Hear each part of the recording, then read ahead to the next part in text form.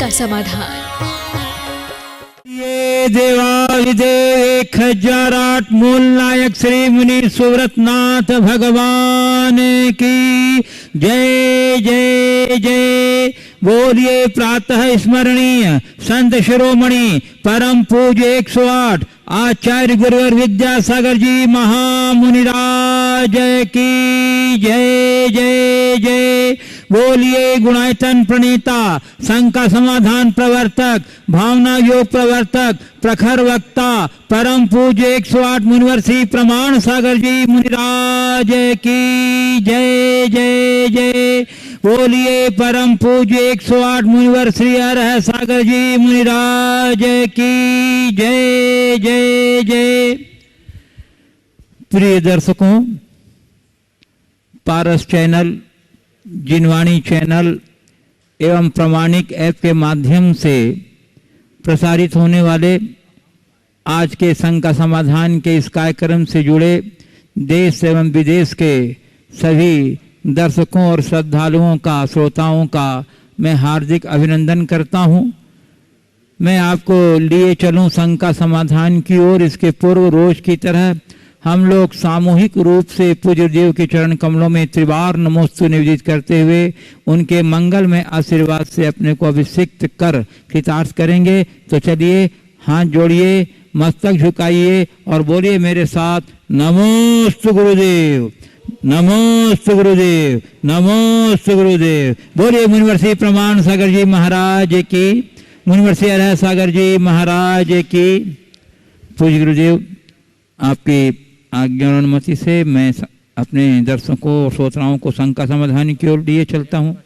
प्रथम प्रश्न के लिए मैं प्रस्तुत कर रहा हूँ बाकल मध्य प्रदेश से श्री संजय मोदी का प्रश्न। गुरुदेव ये कह रहे हैं, मेरी जिज्ञासा है कि क्या केवल रक्त संबंध से ही कोई अपना होता है? प्रेम, सहयोग, विश्वास और निष्ठा, क्या इन चार बातों का भी कोई संबंध होता है? और होता है तो रक्त संबंध से इसकी तुलना की जा सकती है क्या? गुरुदेव समाधान करें।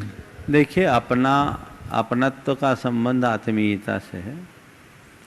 जिनसे हमारा रक्त संबंध है उनको हम अपना कहते हैं, और जिनसे हमारे आत्मीयता होते हैं वो सच्चे अर्थों में अपना होता है।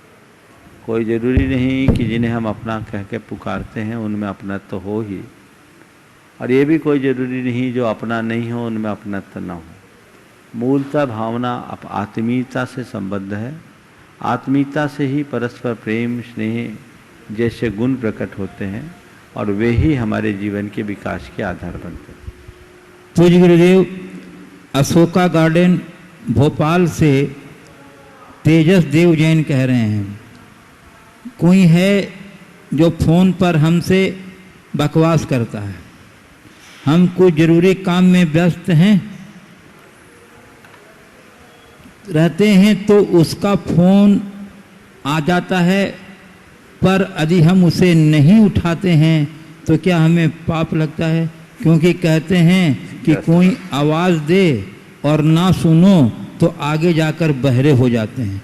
ये बात कितना सही है गुरुदेव, कृपया समाधान दें। कोई आवाज़ दे और न सुनो तो आगे जाके बहरे हो जाते हैं, शब्द नहीं उसका असर समझने की कोशिश करो।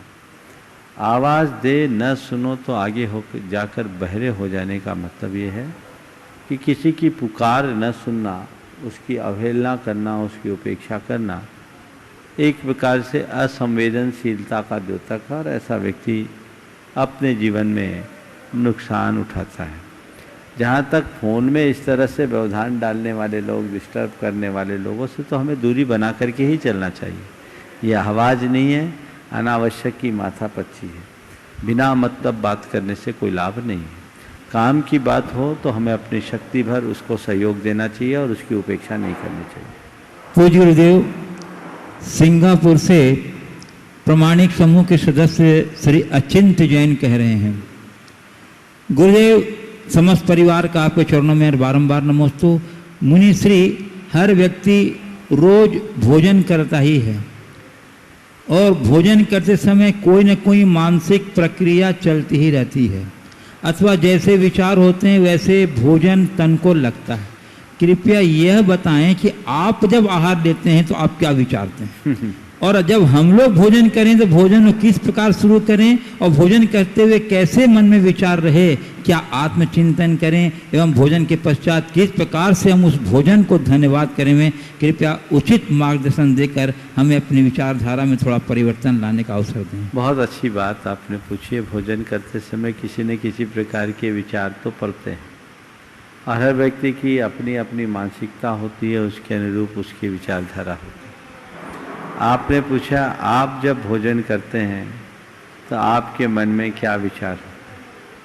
मैं जब भोजन करता हूँ तो पहला विचार तो मेरा यही होता है, जिस प्रयोजन से मैं भोजन ले रहा हूँ वो साकार है। हमारा पहला प्रयोजन, हम जब पहला ग्रास लेते हैं तो बस यही सोचते हैं, ये भोजन मेरे रत्नत्रय के वर्धन का कारण बने, मेरी रत्नत्रय की पुष्टि का कारण हो। मैं भोजन कर रहा हूँ अपने ज्ञान ध्यान तप को बढ़ाने के लिए, तो ये भोजन मेरे ज्ञान ध्यान तप की वृद्धि में सहायक हो। फिर दूसरा विचार आता है कि जो मैं भोजन ले रहा हूँ वो शुद्ध है या नहीं, निर्दोष है या नहीं, ये मुझे देखना है।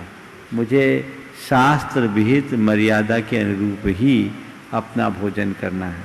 और तीसरा विचार हमारे अंदर रहता है कि हम शरीर के लिए भोजन कर रहे हैं पर भोजन के लिए नहीं जी रहे हैं। शरीर हमारी साधना का एक साधन है, भोजन हम कर रहे हैं पर हमें भोजन का रस नहीं लेना है। ये एक दृष्टिकोण और भाव केवल ये होता है कि हमें गड्ढा भरना है और आगे चलना है। ये हमारी अपनी विचारधारा है। सबकी अपनी अपनी विचारधारा होगी और वो उसी तरीके से करते हैं। इसके बीच में विचार तो कुछ ना कुछ आ ही जाते हैं, देने वाले को लेकर के भी और चीज़ों को लेकर के भी। पर भोजन करते समय हमारे मन में ये विचार नहीं आता कि ये मिल जाए वो मिल जाए, ये दे दे वो दे दे, ये अच्छा नहीं ये बुरा नहीं, ऐसे विचार प्रायः नहीं आते। कभी कभी कोई अनिष्टकर चीज़ हो, स्वास्थ्य के लिए बाधक हो, तो वो उसको देख करके जरूर ये आता है कि ये लेने योग्य नहीं।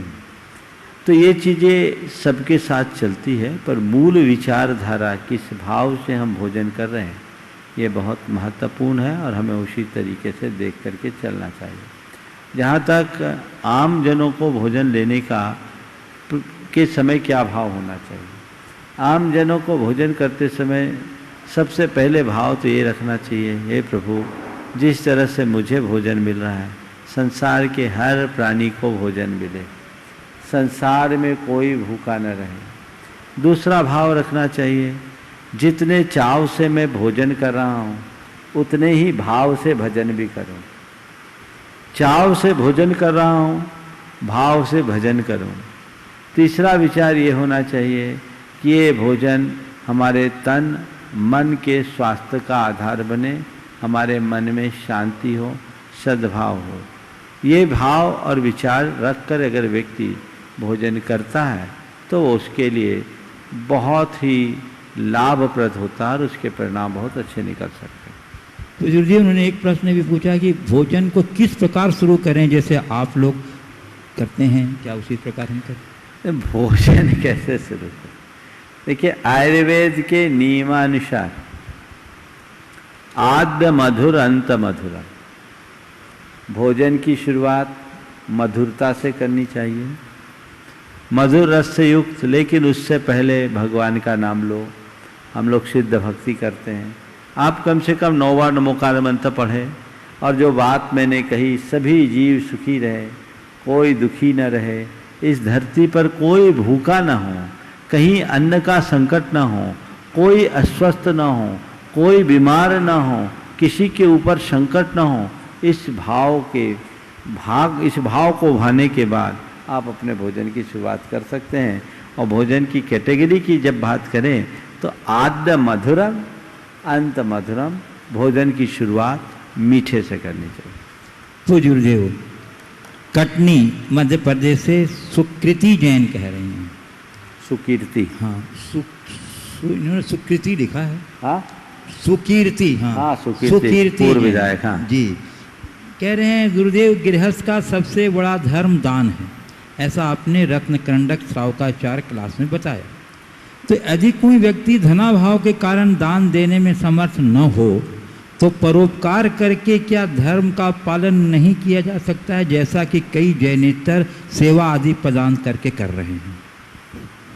दान बड़ा धर्म है, पर दान से बड़ा योगदान है।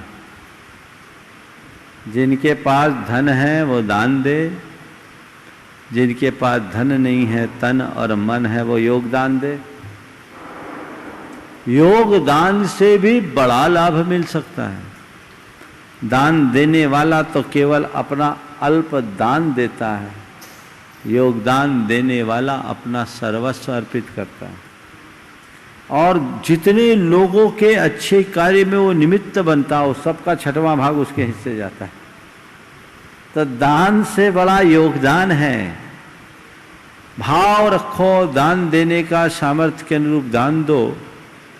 पर यदि कहीं दान देने की स्थिति ना हो तो मन में मायूसी हावी मत होने दो, शक्ति भर योगदान दो और दूसरे दान दातारों की जी भर के अनुमोदना करो।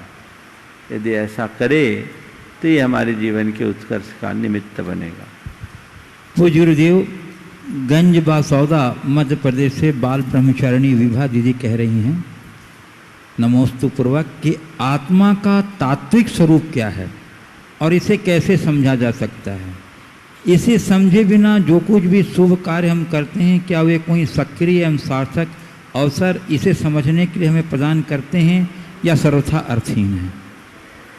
देखिए, आत्मा का तात्विक स्वरूप क्या है और इसे कैसे समझा जाए, प्रश्न का सबसे पहला पक्ष ये है।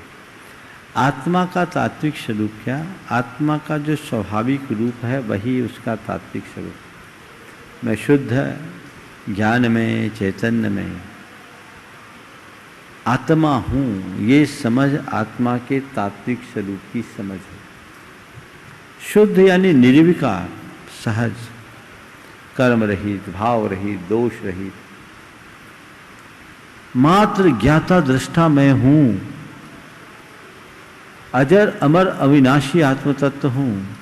आचार्य कुंद कुंद के शब्दों में कहूँ तो उन्होंने बहुत सीमित शब्दों में आत्मा के तात्विक स्वरूप का विवेचन किया। अहमिको खलु शुद्धो दंसन नान मई यो सदा रूपी नवियाथी मध्य किंच भी अन्नम परमाणु में तमते। मैं एक हूँ, शुद्ध हूँ, दर्शन ज्ञान मयी हूँ, अरूपी हूँ, मुझसे अतिरिक्त एक परमाणु भी मेरा नहीं। नव्याथी मध्य किंच भी अन्नम परमाणु मित्तम। ये आत्मा का तात्विक स्वरूप है। अब हम इसकी जितनी विवेचना करें वो कम है। ये समझ जिस व्यक्ति के हृदय में आ जाए वही सच्चे अर्थों में अपने आध्यात्मिक क्षेत्र में आगे बढ़ सकता है। आत्मा के स्वरूप के बोध के अभाव में किए जाने वाली धार्मिक क्रियाएं किंचित पुण्य तो जरूर दे सकती है, लेकिन वो हमारे आत्मोद्धार का आधार नहीं बनती। क्यों नहीं बनती? आत्मा को पहचाना ही नहीं तो उद्धार किसका होगा? इसलिए आत्मदृष्टि तो होनी ही चाहिए। और एक बार आत्मदृष्टि प्रकट हो जाने के बाद मनुष्य की सारी प्रवृत्तियां अत्यंत सहज हो जाती हैं। तो स्वभाव के प्रति रुझान अपना बढ़ना चाहिए और निरंतर उसकी भावना भानी चाहिए।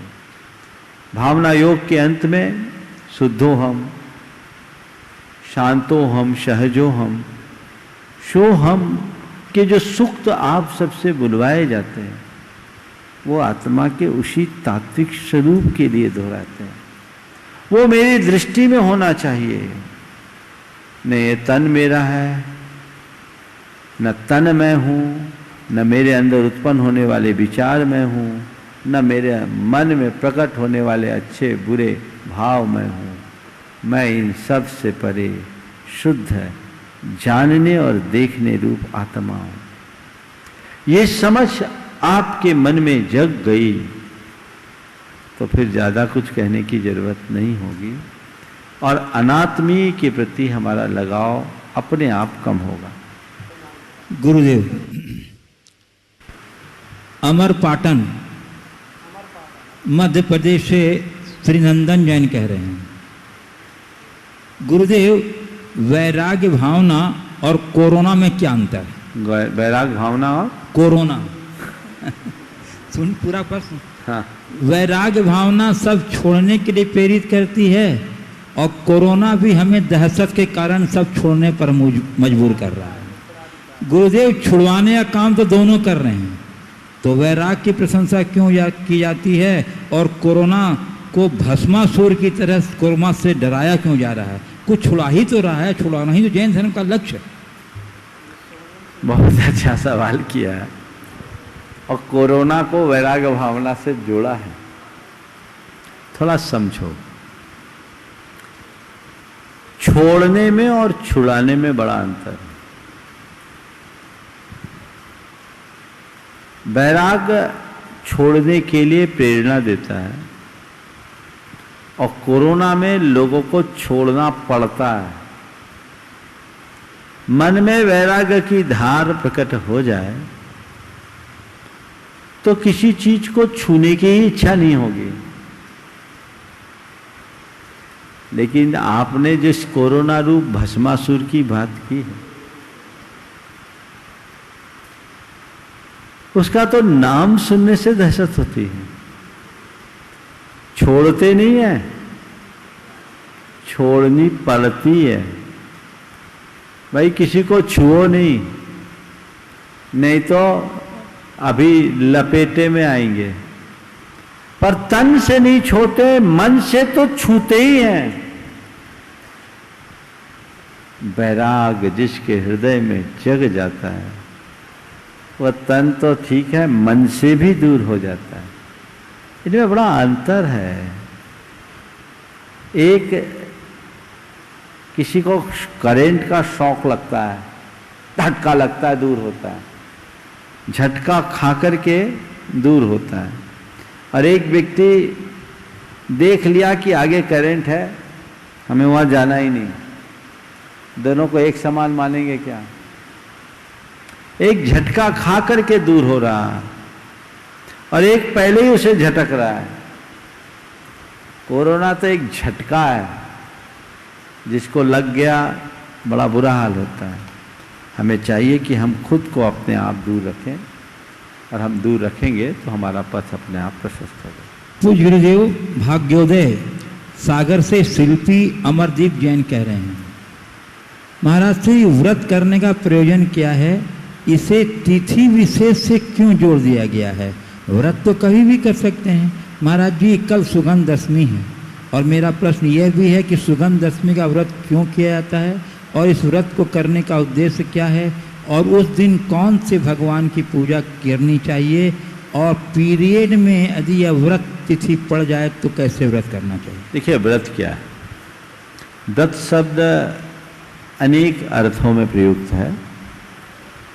व्रत का अर्थ त्याग भी होता है। व्रत का सामान्य अर्थ है विरतिर, यानी दूर हटना, छोड़ना।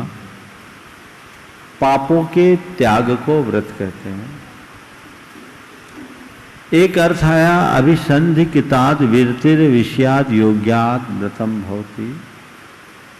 अभिप्राय पूर्वक विषयों को छोड़ने का नाम व्रत है, यानी व्रत एक नियम और संकल्प के रूप में भी है। व्रत को एक तपस्या के रूप में भी अंगीकार किया गया। अनुव्रत और महाव्रत तो है ही, लेकिन महाव्रतियों के जीवन में भी साधना के क्षेत्र में और आगे बढ़ने के लिए अनेक अनेक व्रत, सिंह निष्कीड़ित व्रत, कवल चंद्रायन व्रत जैसे अनेक व्रतों का उल्लेख शास्त्रों में मिलता है।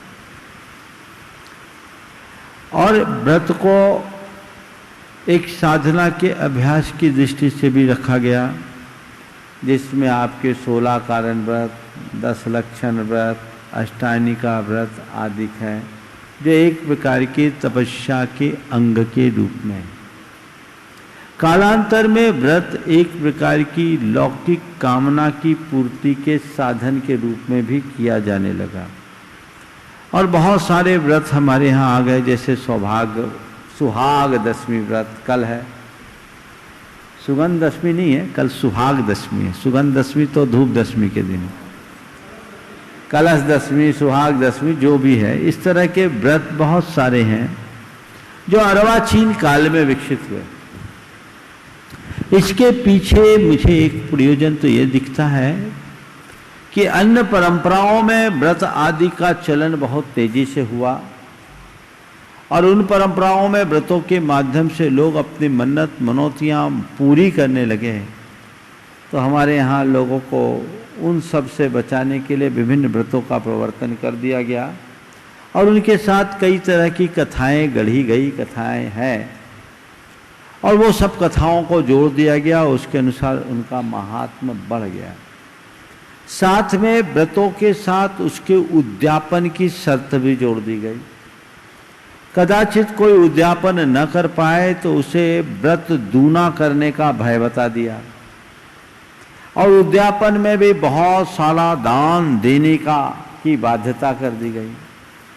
इसके पीछे मुझे कई कारण दिखते हैं जो मध्ययुगीन इतिहास की जो व्यवस्थाएं थी उसके कारण हुई और हमारी परंपरा भी अछूती नहीं गई। व्रत करना, उसके बाद उद्यापन करना अच्छी बात है, लेकिन उद्यापन के लिए इतना सब कुछ दान देना ये कोई जरूरी नहीं है। दान देना अच्छी बात है और व्रत करके आप दान करो और अच्छी बात है, लेकिन इस तरह की उद्यापन के बंधन को बांध देना हमारी समझ में नहीं आया। अब हम मुनि लोग व्रत करें तो उद्यापन कैसे करें? हमारे पास तो कुछ नहीं है। यथार्थतः व्रतों का उद्यापन क्या है? व्रत संपन्न होने के बाद भगवान के चरणों में जाना, अपना एक प्रतिक्रमण करना, निवेदन करना, हे प्रभु आपकी कृपा से, आपके आशीर्वाद से मैंने अमुक व्रत संपन्न किए, अपनी तरफ से मैंने इस व्रत को निर्दोष निभाने का पूर्ण प्रयास किया, फिर भी मेरे दोष और दुर्बलतावश मेरे मन वचन काय से कृत कारित अनुमोदन से मेरे द्वारा ग्रहण किए गए इस व्रत में किसी भी प्रकार का अतिचार या अनाचार लगा हो तो प्रभु आपकी कृपा से ये सब दोष मिथ्या हो और मुझे दोबारा अन्य व्रतों को करने की शक्ति प्राप्त हो। और इस भाव से भगवान को एक अर्घ अर्पण चढ़ करा दो, ये उद्यापन हो गया। फिर शक्ति और सामर्थ्य हो तो जो दान दो वो दान का पुण्य अपनी जगह है, लेकिन ये जो चीजें जोड़ी गई ये किसी न किसी रूप से दान निकालने के बहाने से जोड़ी गई, तो वो एक व्रत का रूप हुआ और आज वो बहुत चलन में आ गया। जैसे कल कलश दशमी की, सुहाग दशमी की, मुझे इनकी कथा याद नहीं है, आप पुस्तकों में देख लेना। पर इन जो व्रतों की बहुत सारी कथाएं मुझे कुछ समझ में भी नहीं आती, मैं बड़े खुले तौर पर कहता हूं। आप कहोगे महाराज ये कथाएं लिखी, तो कथाएं बहुत बात की है। अब ये भगवान जाने कथाओं में कितनी संगति बैठती है, पर मेरी आप सबसे सलाह है, कथा अगर सत्य भी हो तो जिस उद्देश्य से व्रत उनने किया उस उद्देश्य से आप व्रत मत करो, अपने वृत्तियों के निखार के लिए व्रत करो, तपस्या का अंग बना करके व्रत करो। अब सुहाग दशमी होती है तो मैं आपसे पूछना चाहता हूं, हर स्त्रियां सुहाग दशमी करती है, पर धरती पर कोई ऐसी स्त्री है जिसका सुहाग अमर हो? बोलो। उसके बाद भी जाने वाले को तो कोई नहीं रोक पाता। और जितना स्त्री को अपने पति की जरूरत है उससे ज्यादा पति को पत्नी की जरूरत है। पति को खोने के बाद तो पत्नियां फिर भी अपनी जिंदगी काट लेती है, उनकी गत बहुत खराब होती है जिनकी पत्नी छूट जाती। तो मैं कहता हूं फिर सुहाग दशमी हो तो सौभाग्यवती एकादशी तुम लोग करो। बात तो बराबर है। तो व्रत करो, उत्साह बना रहे। कम से कम एक सुहाग दशमी कलश दशमी महिलाएं करती, इसका मतलब है उन्हें अपने पति की चिंता है। सो करते रहो, मना नहीं है। वो पति के सम्मान का द्योतक है, उसके प्रति चिंता का द्योतक है। लेकिन ये धारणा कि इस व्रत के करने से मेरे पति की आयु वृद्धि होगी, ये सब मुझे समझ में नहीं आता। नहीं, जैन कर्म सिद्धांत इन बातों को मानता है। तो महाराज आप तो व्रतों का विरोध कर रहे। विरोध नहीं कर रहा हूं, मैं कह रहा हूं व्रत करो, जितनी शक्ति उतनी करो, पर अभी कोरोना काल में मत करो, अभी इम्यूनिटी को देख के करो। पर जो व्रत आप कर रहे हैं उसके प्रयोजन को समझो, अपनी मनोवृत्ति को सुधारने के लिए व्रत करो। व्रत का उद्देश्य ये होना चाहिए। तीसरी बात, अगर अशुद्धि की अवस्था में व्रत करे और तिथि विशेष में व्रत तैथिक होती है और एक संख्या मूलक होती है, जो तिथि से संबंधित व्रत है उस व्रत को एक अनुष्ठान के रूप में उसी तिथि में करना चाहिए। अब महाराज कभी अशुद्धि हो जाए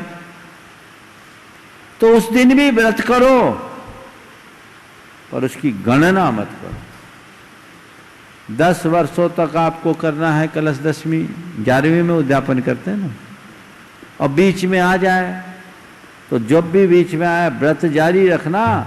लेकिन एक बार गड़बड़ हुआ, पूजा आराधना नहीं हो पाई, तो अगली उतनी इसको आगे बढ़ा लो, 11 की जगह 12 कर लो, तो व्रत होता है। इस तरह के व्रतों से एक संकल्प जुड़ता है और उत्साह बना रहता है तिथि को लेकर के कि इस तिथि में मुझे व्रत करना है, निमित्त बन जाता है। बहुत सारे व्रत है, रोहिणी व्रत वगैरह, ये सब ऐसे लौकिक व्रत हैं। हाँ, उन व्रतों में देख के करना चाहिए। एक चंदन षष्ठी का भी व्रत है जो अशुद्धि से बचने के लिए लोग करते हैं। तो व्रतों को कीजिए, आत्मशुद्धि की भावना से कीजिए। लौकिक प्रयोजन से व्रतों को करने का औचित्य मुझे समझ में नहीं आता। पूज्य गुरुदेव, इंदौर मध्य प्रदेश से प्रतिभा स्त्री इंदौर की कक्षा 5 की छात्रा काव्या जैन काव्यांजलि पूछ रही हैं, गुरुदेव नरकों में नारकी आपस में एक दूसरे के साथ मारकाट करते रहते हैं, तो क्या उन्हें पाप नहीं लगता? और यदि लगता है तो वहाँ से निकलने वाले कुछ जीव आने वाले काल में तीर्थंकर कैसे बन जाते हैं? देखो, बात सही है। हर प्राणी के परिणाम द्रव्य क्षेत्र काल भाव के अनुसार होते हैं। जो जैसे परिवेश में होता है उसकी मनोवृत्ति वैसी होती है। पाप भोगने के लिए नरक जाते हैं, और नरक में भी जो मार काट करते तो पाप ही करते हैं। अब जहाँ से कहा कि कुछ जीव ऐसे भी हैं जो वहाँ से निकल के तीर्थंकर होते हैं, आगामी 24 के प्रथम तीर्थंकर वहीं से आएंगे, आ सकते हैं। तो क्या होगा? वो अज्ञानता में वहाँ नरक में मार काट कर रहे हैं, यहाँ आते ही उनका ज्ञान जग जाता है और वो उतना पुण्य लेकर के गए।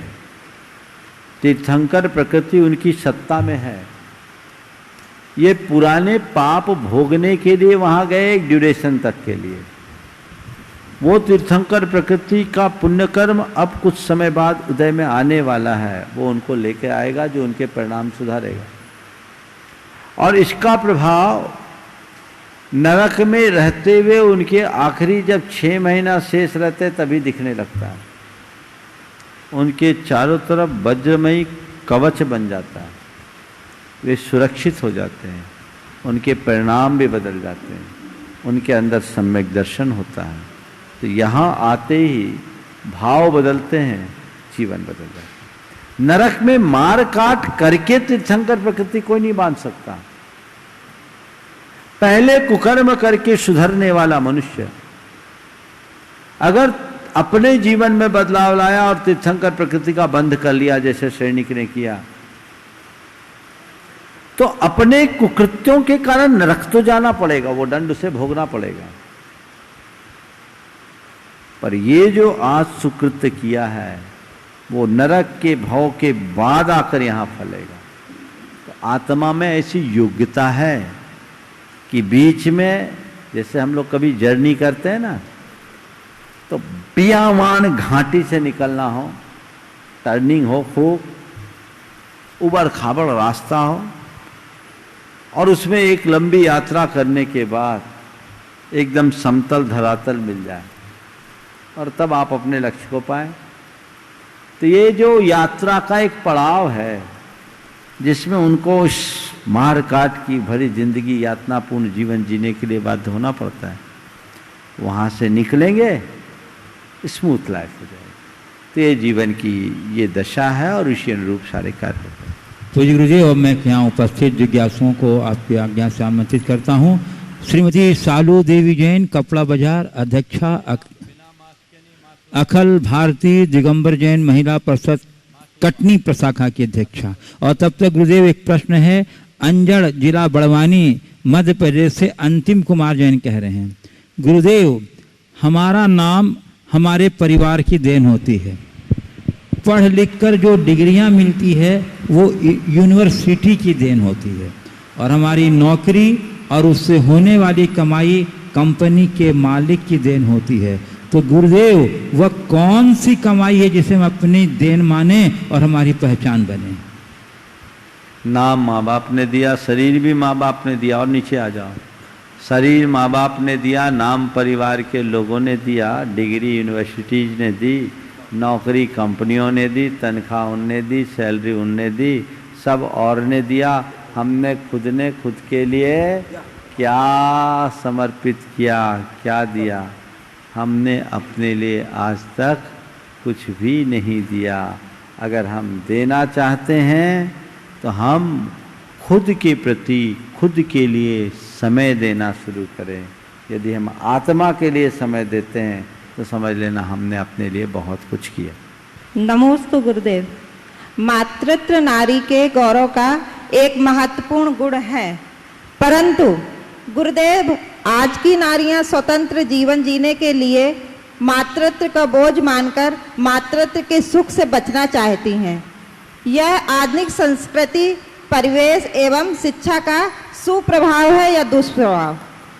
क्या ऐसा करके नारी अपने मातृत्व सुलभ पहल संवेदना पर कुठाराघात करके अपने जीवन गौरव को समाप्त नहीं कर रही हैं?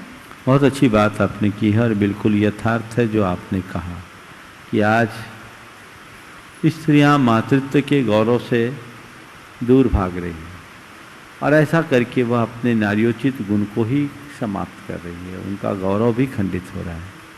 वस्तुतः माँ का जो स्थान है वो सृष्टि में कहीं नहीं। माँ को मान का प्रथम अक्षर कहा जाता है, वो ममता का मंगल कलश है, और वही स्त्री इस बात का अनुभव कर पाती है जिनने मातृत्व के गौरव को पाया। वर्तमान की शिक्षा व्यवस्था ने हमारी सोच को पूरी तरह बदल डाला है और लोग आज इस तरह के मातृत्व से दूर रहना चाहते हैं।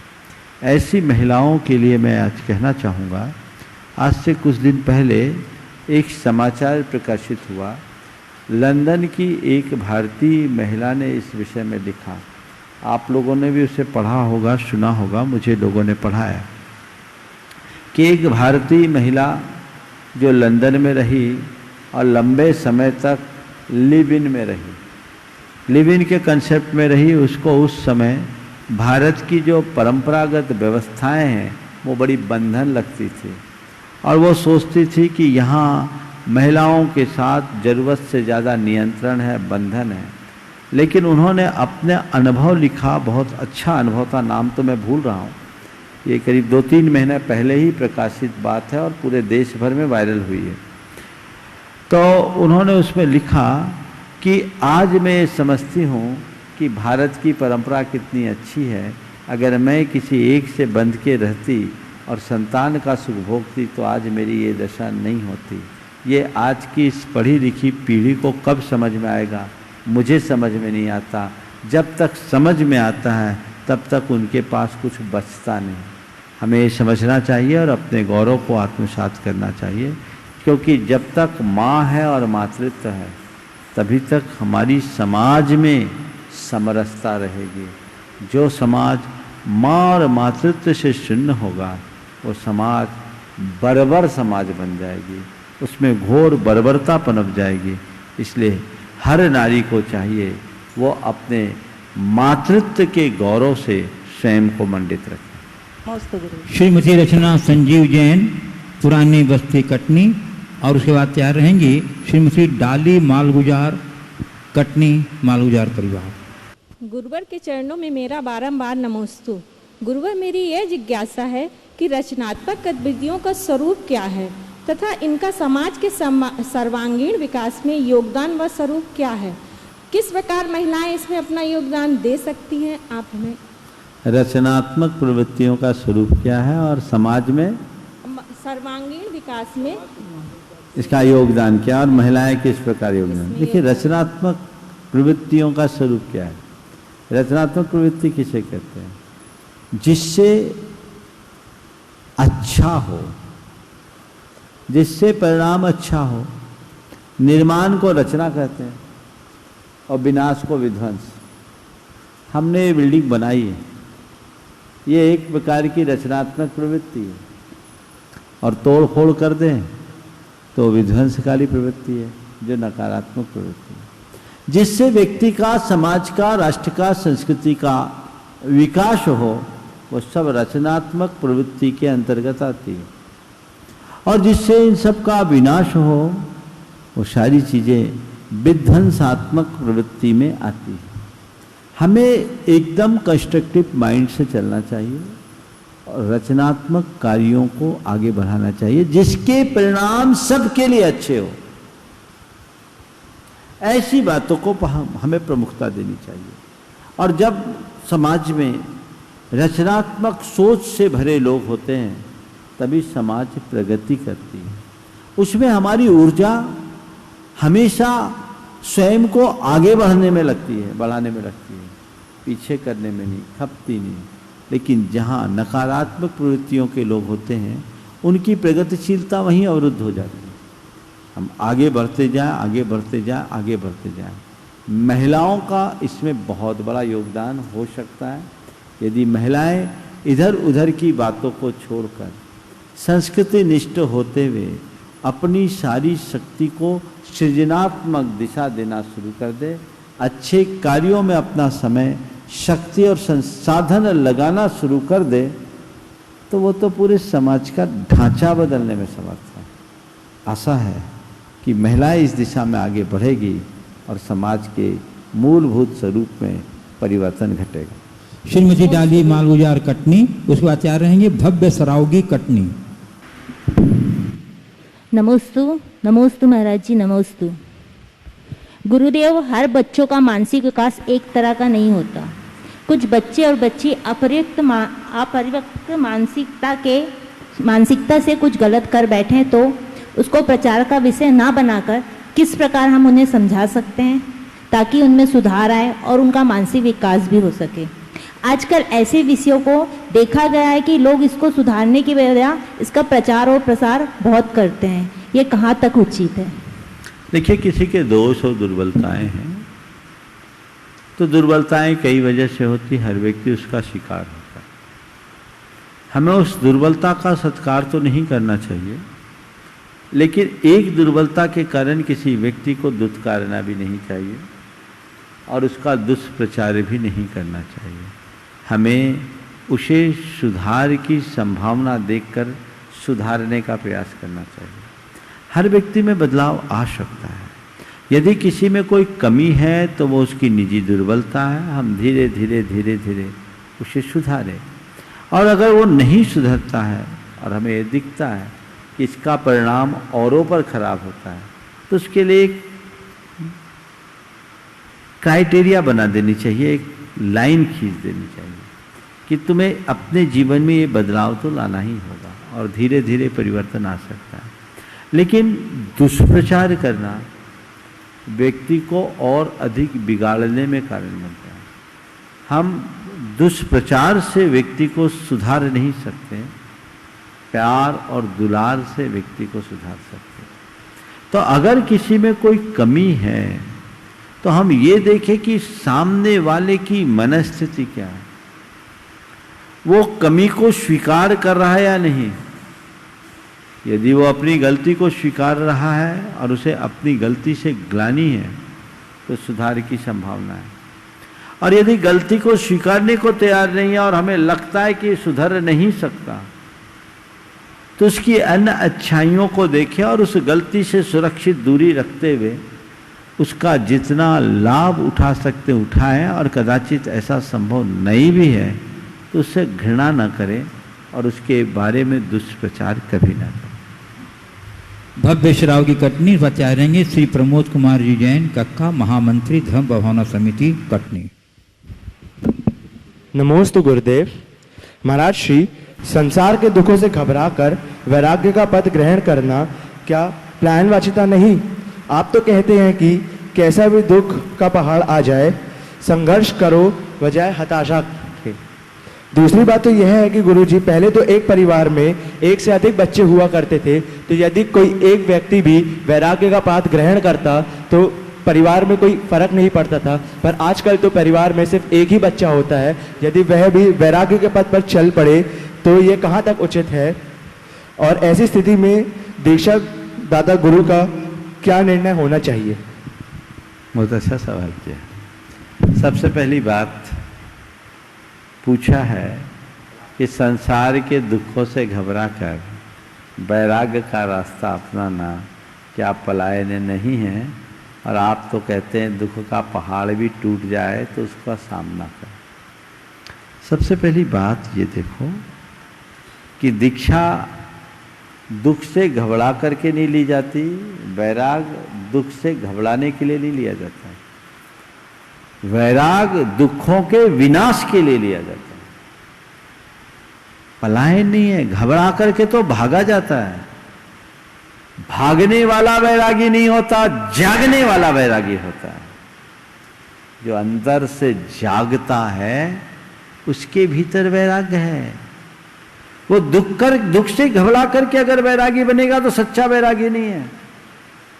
दुख को उखाड़ फेंकने के लिए, दुख से मुक्ति पाने के लिए वैराग अंगीकार किया कि जीवन में जितने भी दुख आए मैं उसका डटकर सामना करूंगा और इसकी जड़ उखाड़ कर दुखों का हमेशा हमेशा के लिए खत्म करूंगा। इस संसार में तो रोले आते रहते हैं। वीर पुरुष वो नहीं जो परिस्थितियों के आगे घुटने टेक दे। वीर पुरुष वो है जो अपने कदमों से परिस्थिति को ही बदल दे, परिणति ही बदल जाए। अब जीवन में ऐसा हम कभी होने ही नहीं देंगे। चाहे ये संसार की दुख की परंपरा है, इसको खत्म करना है। इसलिए आचार्य कुंद कहते हैं परिवज्जदु सामन्नम यदि इच्छति दुख परिमोक्षम। दुख से मुक्ति पाना चाहते हो तो साधु बनो। दुख से घबरा करके साधु मत बनो। घबराओगे तो शत्रु हावी हो जाएगा, सामना करोगे तभी तुम उससे लोहा ले सकोगे। तो वैरागी दुखों और संकटों का मुकाबला करने के लिए निकलता है, उनसे घबराने वाला वैरागी नहीं होता। इसलिए बताओ पलायनवादी कौन है? जो दुखों के आगे सरेंडर कर रहा है वो, या जो दुखों की जड़ उखाड़ के फेंक रहा है वो? कौन है? जो दुखों के आगे सरेंडर करता है वो क्या पलायनवादी? हाँ जी। जो दुखों के आगे सरेंडर करता है वो पलायनवादी। तो वैरागी कहाँ? सच्चा वैरागी पलायन नहीं करता, वो जीवन का यथार्थ परायण करता है। तुम लोग भोगी लोग भटक रहे हो, थोड़े थोड़े से दुखों के कारण आंसू बहा रहे हो। तुम्हारे अंदर वो सामर्थ्य विकसित नहीं हुई और नए नए दुखों के बीज भी बो रहे हो।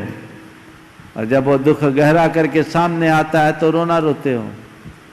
अरे ये दुख इस जन्म का नहीं, जन्म जन्मांतरों का, और यही होता रहा है और तुम पस्त पड़ते रहे। शत्रु को पहचानो, उखाड़ के फेंको, आवागमन का चक्र ही हमेशा के लिए खत्म हो जाए तो जीवन का असली मजा है। अब दूसरी बात जो पूछी कि पहले एक पिता के अनेक संतान होते थे, एक आध बैरागी हो जाए तो कोई फर्क नहीं पड़ता, अब तो एक ही होते हैं। अब क्या होगा? उसी से सारी व्यवस्था। अरे बाबा, तीर्थंकरों के तो एक ही होते थे, आज तो कम से कम एक बेटा एक बेटी है, बेटा निकल गया तो बेटी है, बेटी निकल गई तो बेटा है। इन तीर्थंकरों के यहाँ आगे पीछे कोई नहीं, एक ही, एकमेव अद्वितीयम। बोलो किसका वंश बढ़ा? जिनने हजारों पुत्र जने उनका, जो इकलौती संतान थी उनका, किसका वंश बढ़ा? जो इकलौती संतान थी उनका। और वे माँ बाप बड़े भाग्यशाली होते हैं जिनकी संतान श्रेयस के पथ पर चलती है। सूरज के उगने से पूरब की दिशा भी पूजी जाती है। आज एक संतान यदि वैराग्य के पथ पर चलती है तो उसके प्रताप से पूरे कुनबे का गौरव बढ़ता है। असली मार्ग ये है, समझ गए? इसलिए अभी तुम्हारे पास गुंजाइश है, विचार लो, नाम भी भव्य सार्थक हो सकता है। श्री प्रमोद कुमार जी जैन कक्का महामंत्री धर्म प्रबंधन समिति, और उसके बाद तैयार रहेंगे श्री विजय कुमार जी विश्व कटनी। हे गुरुदेव, आपके चरणों में अनंत कोट नमोस्तु। लॉकडाउन के इस काल में बगैर धक्का मुक्की के बहुत शांत वातावरण में आपके निकटतम सानिध्य और जो आशीर्वाद मिलता है वो अनुकरणीय और प्रशंसनीय है। गुरुवर, एक गणित है, समझ में नहीं आ रही, आपके समक्ष रख रहा हूँ कि एक अंक के साथ एक खड़ा होता है तो उसकी ताकत 10 गुनी बढ़ जाती है। बाजू में एक और खड़ा होता है, 100 गुनी हो जाती है, 1000 गुनी हो जाती है, लाख गुनी हो जाती है। और ये क्रम ऊर्जा को बढ़ाने वाला होता है। तो यदि इसमें हम क्रोध का एक के साथ एक माइनस लगाते हैं तो हम 0 पे चले जाते हैं। लोभ का प्लस लगाते हैं तो हम सिर्फ दुगने हो पाते हैं। मान का भाग देते हैं तो हम पुनः 0 पे चले जाते हैं। और माया का दशमलव लगा देते हैं तो हम सिर्फ 0.1 अपनी ऊर्जा बढ़ा पाते हैं। हे गुरुदेव, परिवार, समाज, राष्ट्र के उत्थान के लिए हमारी गणित क्या होनी चाहिए, ये समझाने की कृपा करें। बहुत अच्छी विवेचना आपने की है। एक के साथ आपकी बात को सार में मैं केवल इतना कहूँगा, एक और एक के बीच में जब कोई कंडीशन है तो उसका मूल्य या तो दुगना होगा या आधा होगा या 0 होगा या दशमलव में चला जाएगा। लेकिन जहां एक और एक के बीच में कोई कंडीशन ना हो तो उसका मूल्य 10 गुना होगा। ये कंडीशन खत्म होनी चाहिए। हम अपने जीवन का मूल्य बढ़ा सकते हैं। 2 व्यक्तियों के मध्य अगर कोई कंडीशन ना हो, ईगो मुक्त जीवन हो, 1 पर 1 11 है, तीसरा जुड़े तो 111 है, चौथा जुड़े तो 1111 है, पांचवा जुड़े तो 11,011 है, छठवां जुड़े तो 11 लाख 1,11,000 है। ये तो बढ़ते जाएंगे, ये बढ़ते जाते अपने आप। तो वो अंदर से कंडीशन हटाइए, सारे कंडीशन को तोड़ दीजिए, अपने सारे पूर्वाग्रहों को छोड़ दीजिए। देखिए जीवन कैसी प्रगति में जाता है। हम शिखर पर पहुंचे। श्री विजय कुमार जी विश्व कटनी, उसके बाद तैयार रहेंगी श्रीमती शालिनी जैन कटनी। पूज्य गुरुदेव, नमोस्तु नमोस्तु नमोस्तु। हे गुरुदेव, मेरा सवाल आने वाला जो समय है, कुछ दिन बाद रक्षाबंधन आना है, उसके ऊपर है। अभी तक तो जितने भी चातुर्मास होते थे उसमें गुरुदेव हम लोग एक अलग रूप से रक्षाबंधन मनाते थे, विधान करते थे, दोपहर को वाचना और कथा गाई जाती थी। आज के परिवेश में उसको हम किस तरीके से मनाएं, क्योंकि लॉकडाउन का समय है और बाहर भी नहीं निकल सकते। हम अपने घर में रहकर और यहाँ पर जो हम लोग यहाँ पर विराजे हैं, यहाँ पर रह रहे हैं आपके शरण में, घर छोड़कर वो किस तरीके से रक्षाबंधन मनाएं। और एक बात और समझ में नहीं आती गुरुदेव कि अपने यहाँ तो रक्षाबंधन का त्यौहार 700 मुनियों के ऊपर जो कष्ट आए उसके निवारण के बाद हुआ, मगर जो चलन में चलता है भाई बहन का रिश्ता, ये कहाँ से आया और कैसे आया, उसके बारे में। देखिए, रक्षाबंधन एक बड़ा विशिष्ट पर्व है।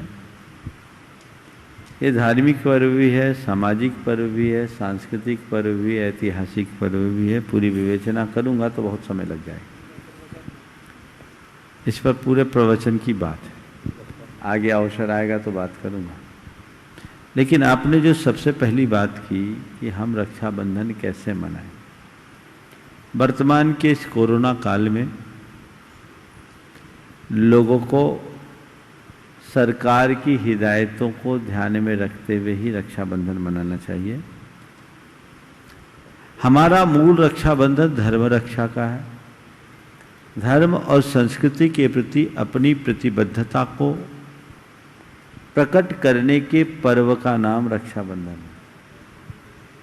है। ऐसे समय में एक सुझाव मैं आप सबको देता हूं।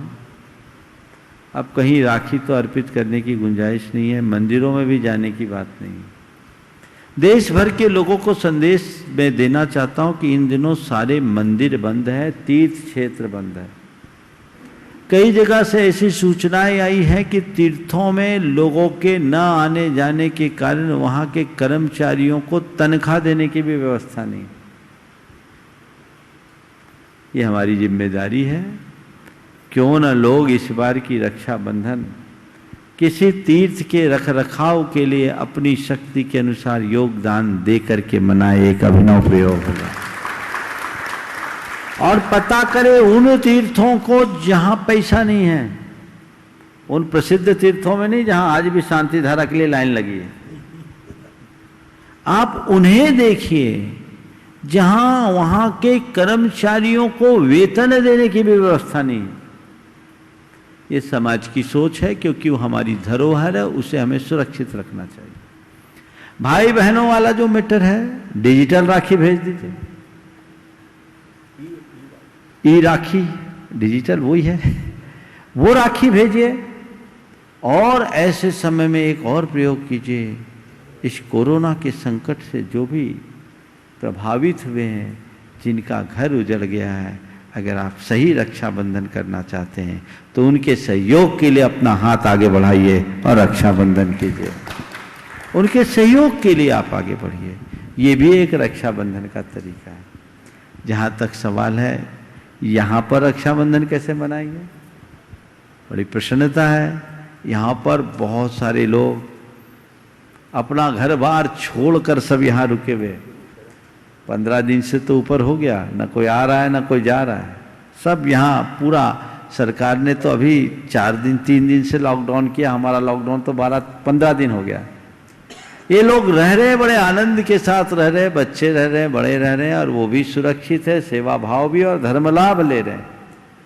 हम लोग जो हमारी पारंपरिक व्यवस्थाएं हैं, पूजा पाठ है, उसके अनुरूप करेंगे।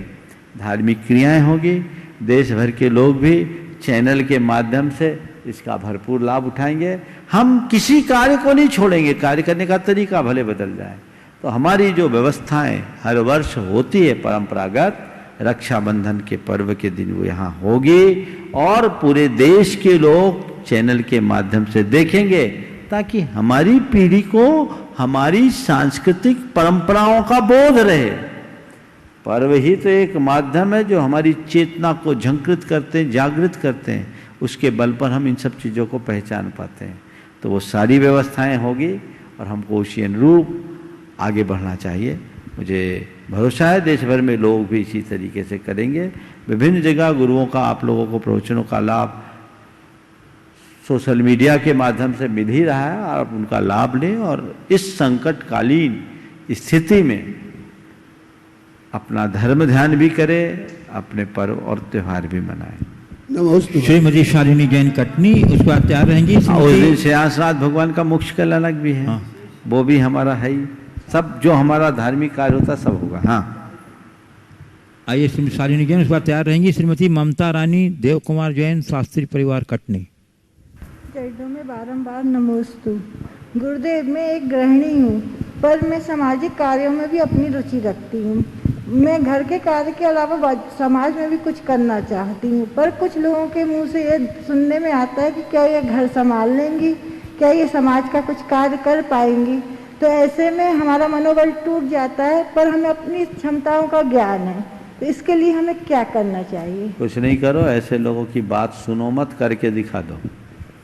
लोग कहते कार्य क्या है, घर संभाल लेगी और क्या ये समाज का काम कर लेगी। तो पहले घर भी संभाल लो और समाज का काम करके दिखा लो, उसमें क्या बात है। बोलने वाले तो बोलते रहते हैं। हमारी समाज में महिलाओं ने एक से एक अच्छी सामाजिक कार्यकर्ता हुई है और उन्हें समाज के क्षेत्र में काम किया और घर परिवार में भी बहुत अच्छा काम किया, बहुत अच्छे तरीके से घर का सुसंचालन किया है। तो पहली सलाह, घर का अच्छे से संचालन करो और साथ में अपना समय निकालते हुए समाज के कल्याण के लिए जितना समय आप दे सकते हैं देने की कोशिश करें। और ऐसा आप समाज के कल्याण के लिए समय देंगे, निश्चित समुन्नति होगी और वो हम सबके जीवन के लिए एक बड़ी उपलब्धि होगी। समय आप सबका हो गया है। आज के सत्र को यहीं पर विराम। बोलिए परम पूज आचार्य गुरुवर श्री विद्यासागर जी महाराज। बोलिए परम पूज्य 108 यूनिवर्सिटी प्रमाण सागर जी महाराज की। परम पूज्य 108 यूनिवर्सिटी अरह सागर जी मुनिराज की।